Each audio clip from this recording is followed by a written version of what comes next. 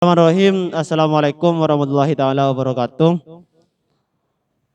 Pada kesempatan kali ini diskusi simposium yang ke 100 ya. Yang ke 100. Tema pada bulan ini eksistensialisme, yang mana untuk minggu kedua. Saat ini minggu kedua dari bulan Juli ya. Dari bulan Juli terkait dengan pemikiran Karl Theodor Jasper. Bismillah, alhamdulillah, wa ala alihi wa sahbihi wa la hawla wa la quwwata illa billah, ma ba'du. Pertama-tama segala puji syukur kehadirat Allah Subhanahu wa taala karena saya masih Islam. Pada kesempatan kali ini masih bisa bersua kembali untuk mendiskusikan pemikiran tokoh dari Karl Jasper. Salawat dan salam marilah kita aturkan kepada sang revolusioner dunia Islam, yakni Nabi besar kita Muhammad sallallahu alaihi wasallam, yang mana berkat beliau pula kita sudah dibawa dari alam kebodohan menuju alam yang penuh dialektika dan pemikiran pada kesempatan kali ini. Pada diskusi yang ke-100 ini akan membedah dari pemikiran eksistensialismenya Karl Jasper. Tahu nama aslinya itu, tapi lebih dikenalnya Karl Jasper karena nama aslinya itu Karl Theodor Jasper. Karl Theodor Jasper.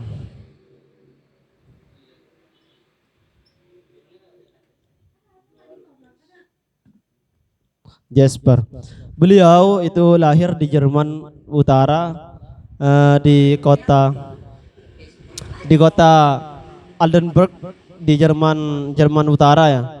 Pada tanggal 23 Februari tahun 1883. 23 Februari ya. Jadi ulang tahunnya sudah lewat ini. Sudah 1883.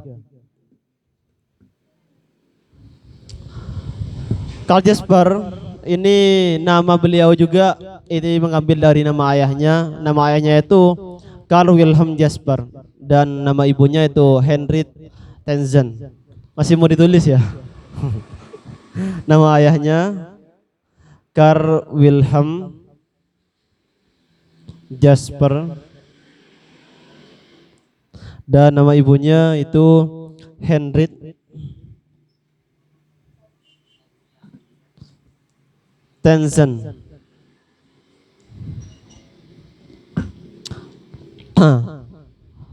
Karl Jasper ini tinggal di Jerman, tepatnya di kota Altenburg.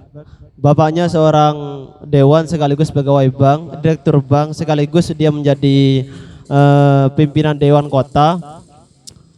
Dia berasal dari agama, dia beragama Protestan liberal. Namun beliau merupakan keluarga yang tidak taat pada agama.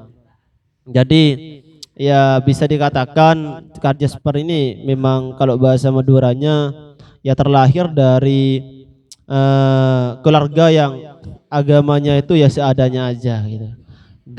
Gak begitu taat pada agama. Itu Karl Jasper. Karl Jasper itu sekolah di gimnasium pada tahun 1892 sampai 1902. 18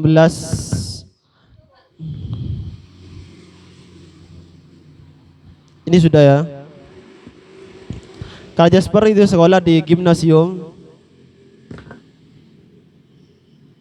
pada tahun 1892 sampai 1902. Jadi selama 10 tahun dia sekolah di gimnasium, tepatnya di Jerman juga.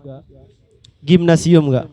Saya membaca ini juga teringat pada simposium karena sium-siumnya ya, hampir sama gitu kan. Ya hanya belakangnya aja ya sium-sium. Intinya kan bukan cium-cium gitu kan, sium-sium. Itu pada tahun 1892 sampai 1902. Dan melanjutkan studinya di Universitas Heidelberg. Heidelberg ini di Jerman juga. Pada dia mengambil di jurusan ilmu hukum ya. Namun dia pas beralih pada psikologi kayak kedokteran, yang mana dia mengambil di fokus psikiatri. 2 tahun berselang dia setelah kuliah mengambil ilmu hukum, 2 tahun itu pas beralih pada ilmu kedokteran, yang mana fokusnya lebih ke psikiatri. Nah, pada awalnya Karl Jasper ini bekerja sebagai psikiatri di Universitas Heidelberg, tapi lama kelamaan oleh universitas tersebut dia diangkat sebagai dosen di sana, dosen psikologi pada tahun 1922. Nah, pada saat itu berselang beberapa waktu dia diangkat sebagai guru besar psikologi di Heidelberg. Dan pada waktu itu pula, selama dia menjadi dosen, dia kenal dengan Heidegger. Martin Heidegger itu kenal, sama-sama menjadi dosen juga, bahkan dia bersahabat waktu itu, tapi berbeda universitas ya. Namun pada suatu hari dia sama Heidegger meskipun sudah bersahabat, karena berbeda politik waktu itu, yang mana ini juga keterpengaruhan pemikirannya Jasper nanti. Pada saat itu Jerman dipimpin oleh Hitler ya, Nazi, yang mana pemerintahnya itu satu arah pada waktu itu. Jadi Heidegger itu lebih ke pro pemerintah dan Jasper ini lebih ke kontra pemerintah. Jadi pada waktu itu Heidegger dan Jasper itu persahabatannya hancur. Gitu kan. Persahabatannya hancur gara-gara politik dan berbeda pemikiran gitu kan. Berbeda pemikiran terkait dengan politik. Itu salah satu latar belakang ataupun biografi dari Karl Jasper. Pada tahun 1930 baru Jasper ini lebih memfokuskan pada pemikiran filsafat ya, pada 1930. Jadi kalau dari tahun lahirnya, umur berapa ya? Umur sekitar 50-an, sekitar 53, dia itu memusatkan pemikirannya pada filsafat. Nah, ini menjadi salah satu latar belakang juga mengapa Karl Jasper ini memiliki pemikiran yang eksistensialis. Dia itu karena berubah-ubah gitu kan. Pemikirannya berubah-ubah, mulai dari awalnya dia fokus pada ilmu hukum, beralih kepada ilmu kedokteran, lebih fokus ke psikiatri, baru dia fokuskan kepada politik juga pernah dia, baru memusatkan pemikirannya pada filsafat pada waktu itu. Nah, itu salah satu dari biografi dari Karl Jasper. Latar belakang. Sekarang latar belakang dari pemikiran Karl Jasper. Karl Jasper ini hidupnya di tepi laut ya. Dia hidup di lingkungan laut bebas. Laut bebas, masa kecilnya di laut bebas. Jadi itu merupakan salah satu yang berpengaruh terhadap pemikiran Karl Jasper sehingga memiliki kebebasan dalam berpikir. Nah, kebebasan yang dimaksud ini mengapa? Dia itu menganalogikan laut yang mana laut itu bebas tanpa pegangan, tanpa ada suatu hambatan sekalipun, itu bebas. Jadi kebebasan dalam berpikir dan bereksistensi di sana dianalogikan pada laut. Laut itu laut yang lepas, gak ada pegangan sama sekali, jadi bebas itu. Itu salah satu juga mengapa Karl Jasper memiliki pemikiran eksistensialis. Selain itu pula Karl Jasper untuk pemikirannya ini terpengaruh terhadap kondisi fisiknya. Kondisi fisiknya pada waktu kecil sampai besar sih ya.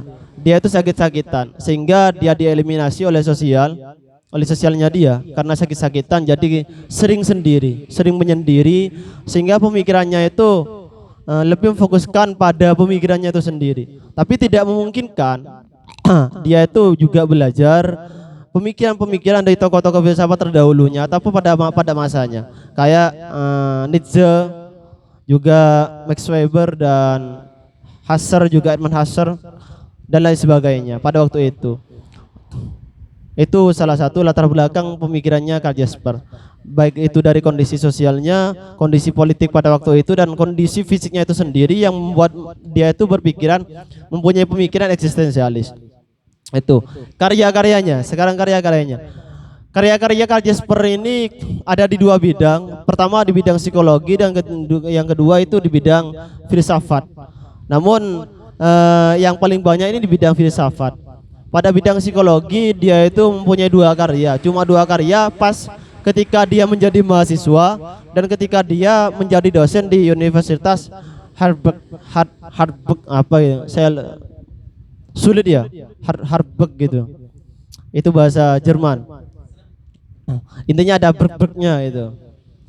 Itu salah satu ada dua apa ya? Ada dua karya. Pertama ada psikopatologi umum, yang kedua ada psikologi tentang pandangan-pandangan dunia. Nah, ini pertama yang psikologi umum ini pada waktu itu karya yang psikologi umum ini sangat familiar karena pada waktu itu pula pemikiran Karl Jasper ini terkait dengan psikologi itu banyak dipelajari oleh mahasiswa-mahasiswanya karena kan beliau juga menjadi guru besar di universitas tersebut. Dia sebagai alumni menjadi dosen dan diangkat sebagai guru besar pada waktu itu. Nah, selain di bidang psikologi juga ada di bidang filsafat. Di bidang filsafat ini ada 12 karya dari beliau. Ada 12 karya, ya mungkin teman-teman bisa baca sendiri ya untuk karya-karyanya beliau seperti apa. Yang penting kan nanti corak pemikirannya juga pengaruh dari karya-karyanya beliau. Ada yang sempat juga pada karyanya beliau itu yang ditolak oleh negaranya pada waktu itu ya karena faktor politik juga. Karena faktor politik dia tidak pro pemerintah. Itu ditolak sehingga Karl Jasper ini untuk sangat sulit untuk mempublish karya-karyanya beliau gitu. Sangat sulit mempublish karya-karyanya beliau karena ya dia tidak pro sama pemerintah sehingga dia butuh kebebasan dalam dirinya, dia butuh pemikirannya itu bebas, dia butuh untuk menyuarakan isi pemikirannya. Nah, itu dituangkan pada karya-karyanya beliau yang mana kalau masih menjadi dosen dan guru besar di Universitas Harvard, dia itu masih apa ya? Masih satu arah dengan pemerintah, satu arah dengan pemerintah. Namun ketika sudah politik itu dipimpin oleh Nazi, yakni Adolf Hitler, dia itu sudah tidak sejalan lagi dengan pemerintah dan waktu itu pula dia sudah memfokuskan pada filsafat sehingga karya-karya yang filsafat itulah yang menjadi kontra dengan pemerintah. Itu lebih kepada eksistensinya. Itu terkait dengan karya-karya Karl Theodor Jasper. Sekarang asumsi dasar dari beliau. Beliau itu mempunyai konsep ada ya. Pertama, pemikiran beliau terkait dengan ada dan aku ada itu terpengaruh dari pemikirannya Edmund Husserl. Dia kenal Edmund Husserl itu dari Heidegger. Kenal pemikirannya Edmund Husserl dari Heidegger pada waktu dia bersahabat dengan Heidegger. Tapi meskipun dia sudah karena faktor politik dia sudah renggang dengan Heidegger, tetap dia itu mengkaji betul pemikiran dari Edmund Husserl. Seperti apa pemikirannya Edmund Husserl? Sebelum kita menginjak pada pemikiran dari Jasper, Husserl ini membagi tiga konsep ada, aku, yang mana kata Husserl ini fenomenologinya Husserl ya. Fenomenologi yang dari Husserl ini merupakan fenomenologi sebagai metode, bukan sebagai filsafat, tapi sebagai metode untuk mencapai kemurnian dari fenomena yang murni itu sendiri. Menurut Husserl, fenomenologi merupakan sebuah langkah-langkah untuk sampai pada fenomena yang murni, bukan sebagai filsafat, tapi sebagai metode pada waktu itu. Nah, itu kata Husserl. Dari fenomena ini, dari usaha yang ditempuh oleh Husserl ini mempunyai untuk sampai pada hakikat sesuatu, kata Husserl, yaitu harus melewati 3 reduksi, penyaringan. Tiga reduksi atau penyaringan. Ini masih belum ke Jasper ya. Pertama ada reduksi fenomenologis, yang mana reduksi ini merupakan untuk menyaring pengalaman kita untuk mendapatkan fenomena yang sebenarnya. Maksudnya apa? Artinya reduksi fenomenologi ini suatu metode untuk mencapai hakikat, yang mana kita menyaring pengalaman-pengalamannya kita, mana yang pengalaman itu seringkali kita anggap sebagai fenomena, tapi itu bukan fenomena. Kita menyaring mana yang memang fenomena, mana yang memang murni, itu bukan fenomena. Dari pengalamannya kita. Contohnya seperti ini. Seperti halnya kita ini dari Edmund Husserl ya, bukan ke Jasper, masih Edmund Husserl. Reduksi fenomenologis. Bahwasanya dari pengalamannya kita, semisal kita minum, semisal minum ya. Ya, minum. Dari minum ini, awal kita mengapa kok ketika kita minum ada niatan minum seperti ini, fenomena yang dirasakan oleh seseorang gitu kan. Ketika minum, rasa dahaga itu kan sudah hilang gitu kan. Nah, kita mampu membedakan ketika reduksi fenomenologis, kita mampu membedakan mana fenomena yang memang murni dari diri kita dan fenomena yang memang bukan murni dari diri kita. Tuh, kata Edmund Husserl. Yang kedua itu reduksi editis, yaitu penyaringan segala sesuatu yang bukan eidos atau hakikat gejala atau fenomena. Jadi hasil dari penyaringan ini adalah pemilikan hakikat. Untuk dalam reduksi kedua ini, segala dalil, teori atau pandangan tradisional mengenai fenomena harus disingkirkan. Artinya apa? Contohnya kita kita mampu menyaring mana objek dan kegunaan dari objek tersebut. Kalau tadi saya contohkan terhadap kita memakai pisau untuk memotong sesuatu gitu kan, kita mampu menyaring kegunaan dari pisau itu sendiri dan pisau itu sendiri. Fenomena pisau bisa membelah sesuatu dan pisau itu sendiri. Itu editos. Fenomenologi reduksi editos. Jadi yang dimaksud Husserl, penyaringannya itu ketika kita sudah mampu membedakan fenomena ataupun dampak dari pisau itu sendiri untuk apa dan pisau itu sendiri. Itu. Kalau tadi kan lebih ke fenomenanya. Yang reduksi fenomenologis itu lebih ke fenomenanya, yakni kegunaan atau alih fungsi dari pisau itu sendiri. Nah, ketika reduksi editos itu dari pisau itu sendiri.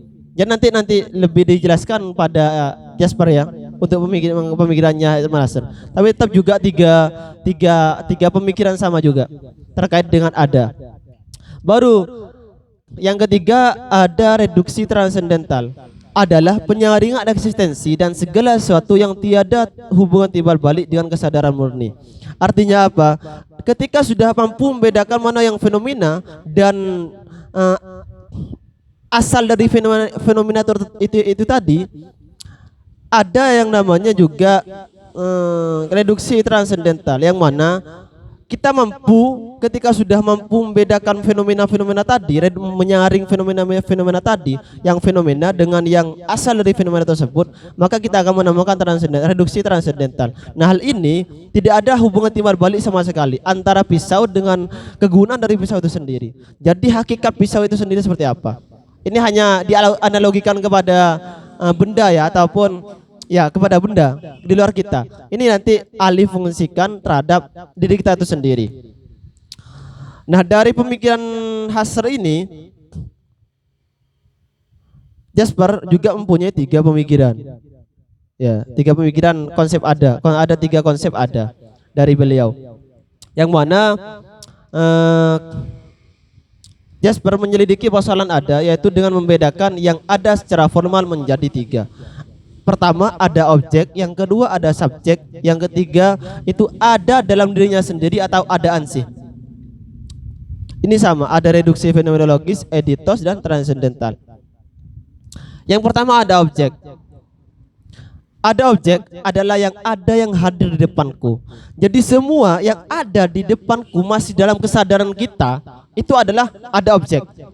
Baik itu pemikirannya kita, itu adalah objek. Semisal pada hari ini saya memikirkan Jasper, ini adalah objek.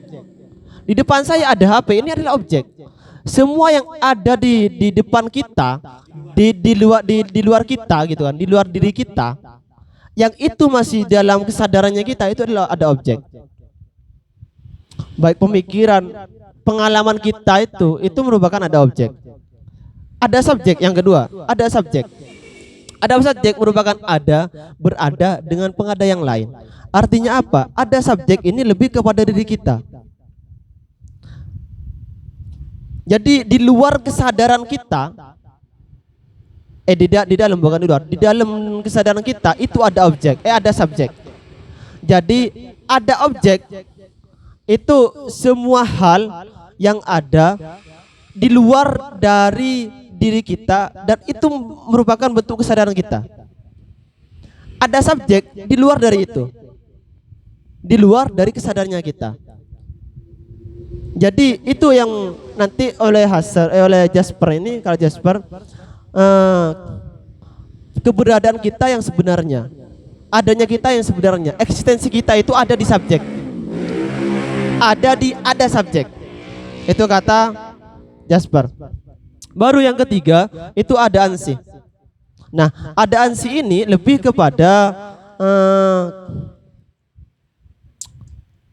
sedangkan ada yang lain selain ada objek ataupun ada subjek adalah ada dalam dirinya sendiri. Ada ansi itu tidak terbuka karena jika hendak mengenalnya maka hal itu berarti ada ansih telah menjadi gejala. Artinya apa? Keterbuka ada ansih ini tertutup, sangat tertutup dan tidak terbuka. Ya, kalau tertutup tidak terbuka. Ya, itu. Jadi artinya apa dari kalimat ini gitu kan? Ketika hal ini sudah terbuka maka berarti kita sudah mengenal mana ada objek, mana ada subjek. Ada ansih ini tertutup karena kita masih belum bisa untuk membedakan mana ada objek dan mana ada subjek. Nah, hal ini perlu juga kita lewati. Pola-pola ini, pola tiga ini harus kita lewati. Mana kita harus membedakan mana ada objek dan ada subjek. Harus mengikuti pola ini. Baru kita akan sampai pada ada dalam dirinya sendiri. Tapi ada dalam dirinya sendiri ini masih kemungkinan. Kata Jasper. Nanti ini ya. Nah, ketiga konsep yang ada di atas dapat disimpulkan bahwa ada bukanlah wujud yang ada, akan tetapi ketiganya merupakan pola-pola dari yang ada yang telah ditentukan Karl Jasper. Artinya, kita untuk menjadi ada, aku ada, harus mengikuti pola-pola tiga ini. Kata Jasper. Lebih jelasnya untuk memahami aku yang bukan sekedar aku sebagai ada objek, Jasper mengenalkan konsep ada yang melingkupi. Nah, ada yang melingkupi ini lebih kepada ada dalam dirinya sendiri. Jadi adanya objek dan adanya subjek, ada yang melingkupi keduanya ini. Apa? Ada dalam dirinya sendiri itu. Ada yang ketiga maksudnya. Ada yang ketiga itu ada dalam dirinya sendiri. Lebih kepada kalau bisa dibilang yang melingkupi ini, kalau tadi ada subjek merupakan ada objek merupakan di luar dalam diri kita namun dalam bentuk kesadarannya kita, ada subjek merupakan jiwa kita, dan ada yang melingkupi atau ada dalam dirinya sendiri. Ini merupakan yang melingkupi dari keduanya ini, antara ada objek dan ada subjek. Tuh, bisa dipahami ya? Oke. Aku bukanlah apa yang aku pikirkan. Bukan pula aku memikirkan siapakah aku. Jadi untuk mencapai eksistensi aku, adanya aku, itu harus di luar dari kesadarannya kita. Di luar dari kesadarannya kita. Maksudnya apa? Kita harus menghilangkan ada objek. Kita harus memilah mana yang ada objek untuk mencapai ada subjek. Itu kata Kak Jasper. Kita sudah selesai ya untuk ada ya, sudah dapat dipahami. Baru ketika sudah ada kita akan mencapai pada eksistensi. Eksistensi adalah segala sesuatu yang ada dan dialami. Sedang transendensi adalah istilah Jasper yang melingkupi segala sesuatu yang melingkupi. Artinya, saya kan sudah jelaskan tadi bahwasanya ada subjek merupakan titik di mana kita akan bereksistensi. Kalau ada yang melingkupi, yakni ada dalam dirinya sendiri, merupakan pusat dari transendensi itu. Transendensi. Ada itu ialah yang melingkupi untuk pemikiran. Oke. Seperti ini juga. Dalam tesis dasar Karl Jasper, pertama, manusia ada di dunia, tetapi adanya ini belum merupakan eksistensi. Manusia ada di dalam dunia ini bukan eksistensi selama dia masih belum bisa membedakan dan memilah mana yang menjadi objek dalam dirinya dan mana yang menjadi subjek itu sendiri. Jadi antara subjek dan objek inilah yang bakalan dibahas oleh Karl Jasper nanti. Adanya manusia termasuk bidang empiris tertangkap dalam waktu. Sebagai desain ada, kita akan meninggal, tetapi eksistensi kita bersifat kemungkinan. Eksistensi adalah suatu panggilan untuk mengisi karunia kebebasan kita, yakni ada objek ini masih bisa dalam dunia empiris kita itu masih bisa tertinggalkan, tapi eksistensi kemungkinan bisa tinggal, kemungkinan juga masih bisa bereksistensi. Ketika kita meninggal, gitu kan, semua bentuk kesadarannya kita itu hilang, juga ikut meninggal. Tapi eksistensi kemungkinan bisa meninggal juga, kemungkinan bisa masih eksistensi, masih bisa bereksistensi, ya hilang. Ya terserah bahasanya lah. Bahasanya Mas Faruk seperti itu, semisal bahasanya bahasa yang deduksi dari pemikirannya Jasper dari saya, yaitu gitu kan. Itu ya. Jadi eksistensi saya ulang kembali, manusia berada di dunia ini bisa bereksistensi. Ketika meninggal bisa kemungkinan dia itu bereksistensi, bisa juga tidak bereksistensi. Nah hal ini proses kita tergantung dari proses kita nanti ketika mau beralih pada eksistensi tersebut. Yakni ketika kita mengetahui ada subjek, siapa diri kita yang sebenarnya, gitu kan. Nah, ini dalam tesis Karl Jasper mengenai eksistensi. Pertama, pada dasarnya eksistensi itu unik dan tidak dapat diobjekkan. Tetapi eksistensi ada sumber bagi pemikiran-pemikiran dan tindakan-tindakanku. Artinya apa? Pertama yang harus ditekankan pada ciri-ciri eksistensi ya. Ini ciri-ciri eksistensi. Bahwasanya pada dasarnya eksistensi itu unik dan tidak dapat diobjekkan. Selama itu dapat diobjekkan, selama itu dalam kesadaran, bukan eksistensi. Jadi kan tadi ada kata Kak Jasper, aku bukanlah apa yang aku pikirkan, bukan pula aku memikirkan siapakah aku. Jadi selama masih hal itu masih dapat diobjekkan oleh baik pemikirannya kita secara sadar ataupun masih bisa dirasakan oleh indera kita, maka itu adalah objek, bukan eksistensi, bukan subjek. Itu merupakan eksistensi, ciri-ciri eksistensi. Yang kedua, karena hakikat aku adalah sebagai eksistensi yang mungkin, maka eksistensiku terbuka bagi segala kemungkinan-kemungkinan. Artinya apa yang kedua ini? Eksistensi itu masih berkemungkinan-kemungkinan. Kemungkinan eksistensi ini sampai pada transendental, kemungkinan juga eksistensi ini gagal. Tapi dalam kegagalan itu, dalam kegagalan kita mencapai eksistensi, itu masih ada harapan-harapan untuk mencapainya lagi.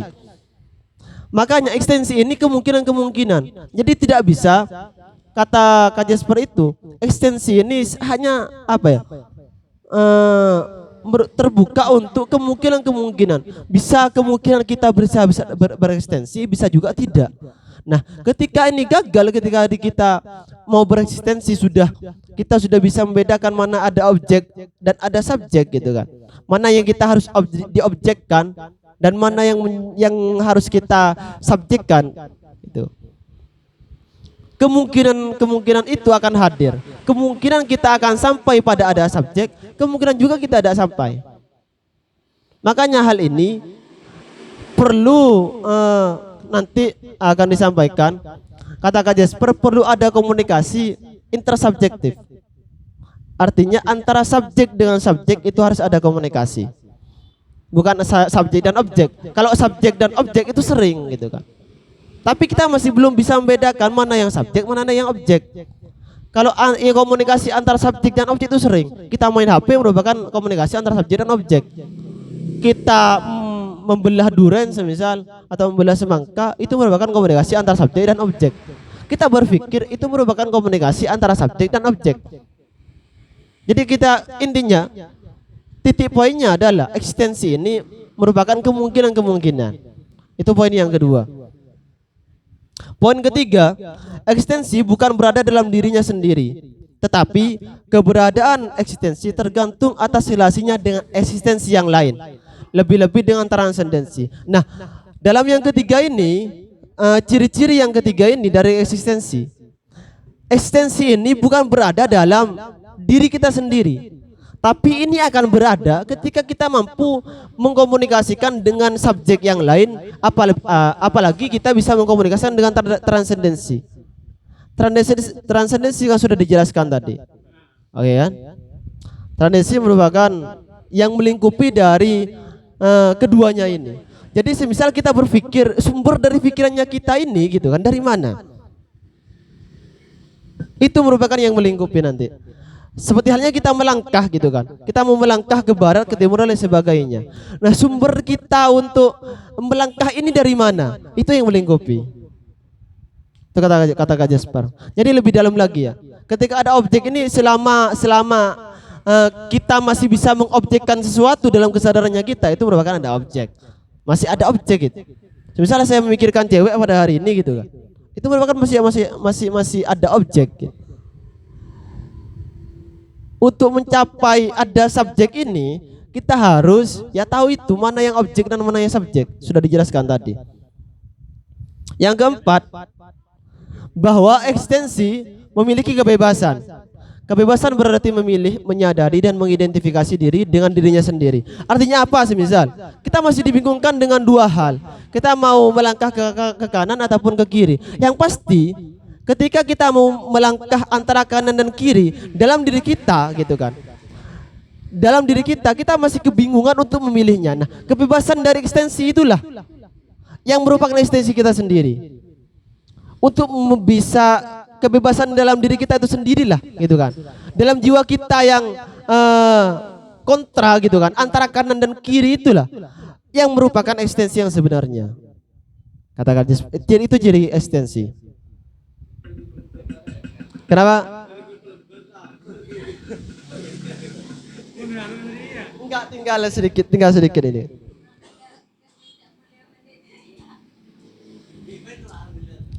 Dasein atau adanya mencapai puncaknya di dunia ini, sedangkan eksistensi tidak demikian. Eksistensi hanya menemukan dirinya sendiri di dunia ini. Jadi eksistensi antara ada dan eksistensi, adanya ini lebih kepada ada objek. Kalau eksistensi ada subjek.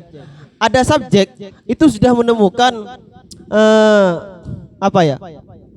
sudah ada puncaknya di dunia ini. Maksudnya bisa ditemukan di dunia ini. Selama kita masih berada di dunia, selama kita masih hidup, ada objek ini masih bisa ketemu, masih ada puncaknya.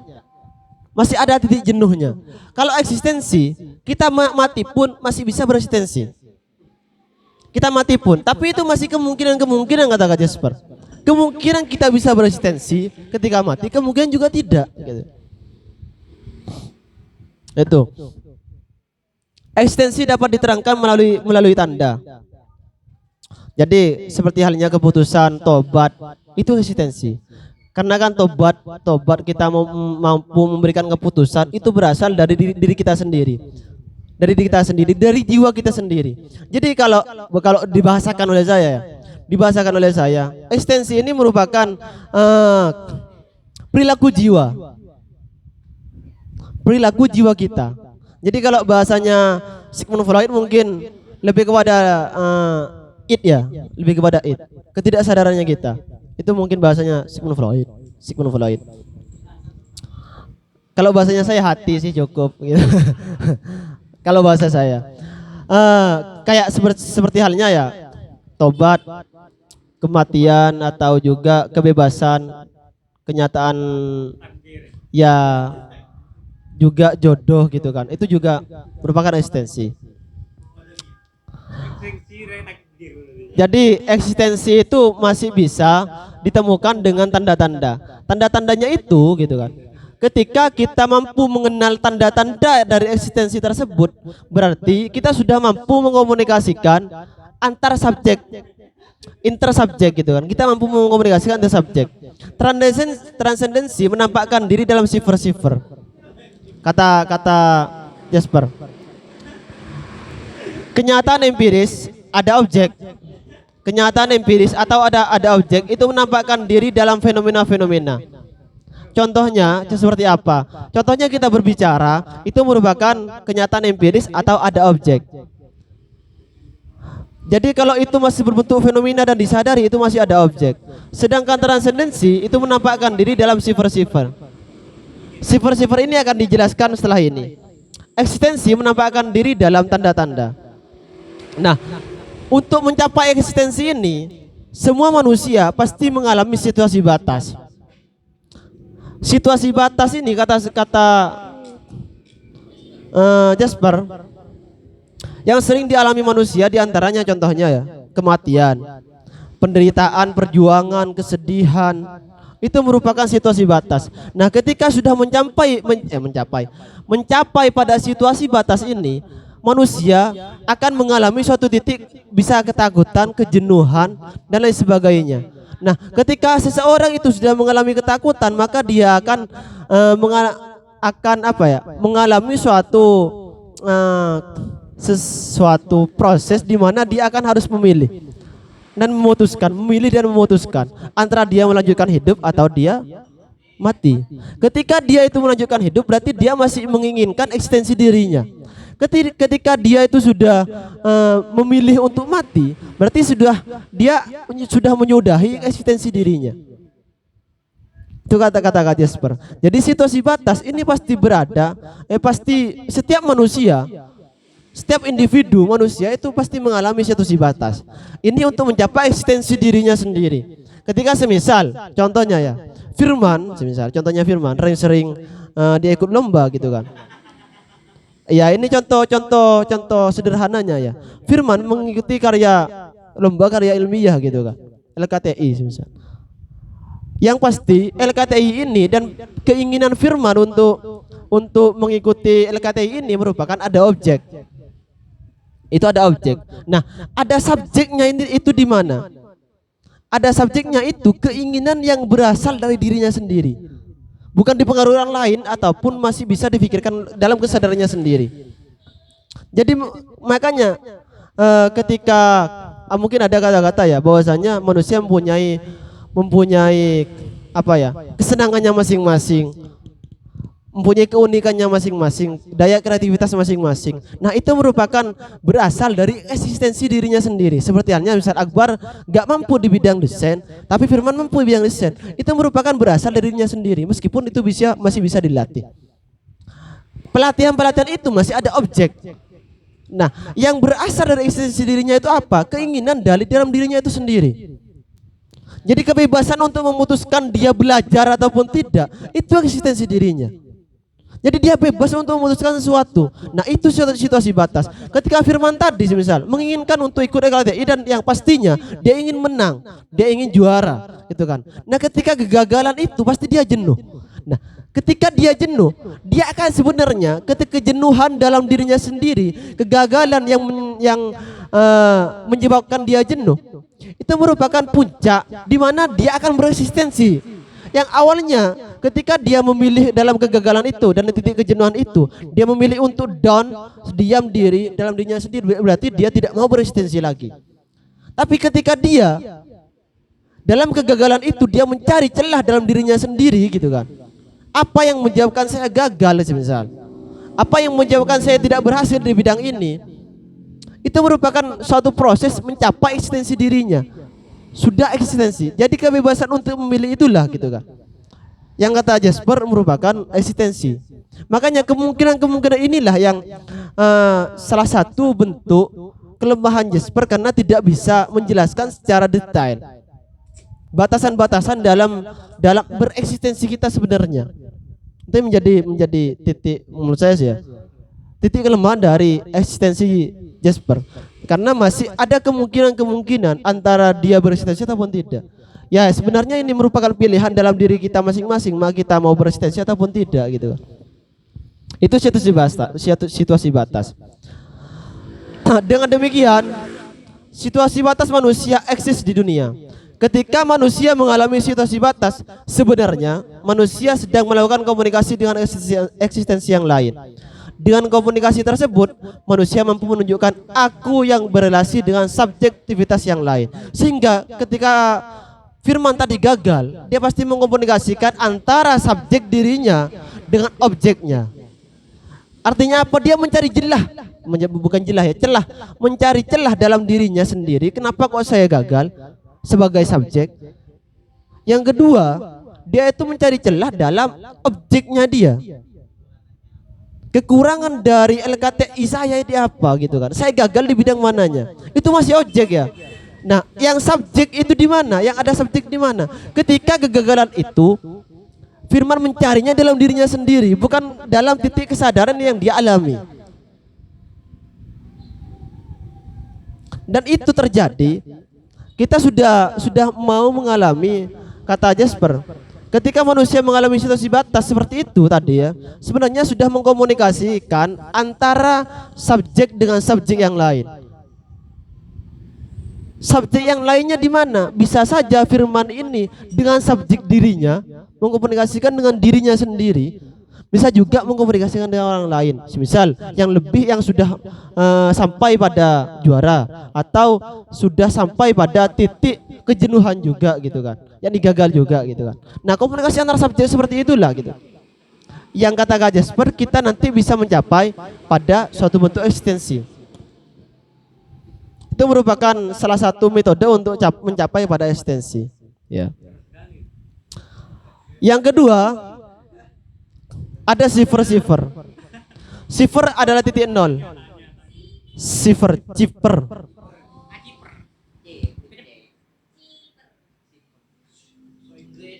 Sifar ini berasal dari bahasa Arab. Sifar. Itu dianalogikan oleh Karl Jasper ini sebagai angka nol. Mengapa angka nol? Angka nol ini merupakan bisa dibilang ini kosong, tetapi ini dibutuhkan. Setiap angka pasti membutuhkan angka ini. Meskipun ini nol, kosong, dianggap kosong. Ketika dia sendirian itu dianggap kosong. Ketika dia sendirian itu dianggap kosong. Tapi gitu kan, ini dibutuhkan oleh setiap angka-angka yang lain. Kata Karl Jasper, sifar ini merupakan titik keilahian.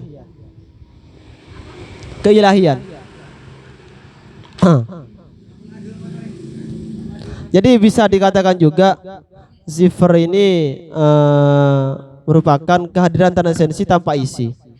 Maksudnya transendensi tadi sudah dijelaskan, tapi tanpa isi. Nah, ini untuk mencapai suatu, ketika kita sudah mencapai eksistensi, kita sudah mencapai eksistensi kita sendiri gitu kan, kita akan mengalami akan mencapai juga pada titik transendensi katanya, yakni ada dalam dirinya sendiri. Nah, untuk mencapai ini harus kita mengetahui sifar-sifar ini. Itu kata sifar dapat diartikan sebagai simbol yang mengantar eksistensi kepada transendensi.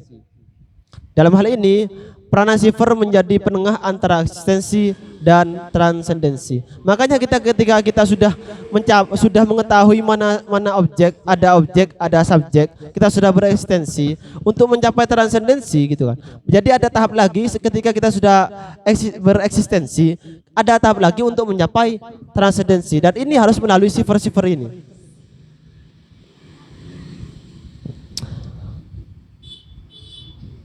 Itu mungkin ya yang karena sudah nyapai eksistensinya sifar, jadi Karl Jasper, jadi eksistensi itu Eksistensi itu kata Kak Jesper ada dalam diri kita sendiri, dan itu merupakan bukan apa yang saya pikirkan dan bukan pula siapa yang dipikirkan, tapi eksistensi adalah apa yang saya amati, kata Kak Jesper. Itu mungkin, selebihnya kita diskusikan. Terima kasih.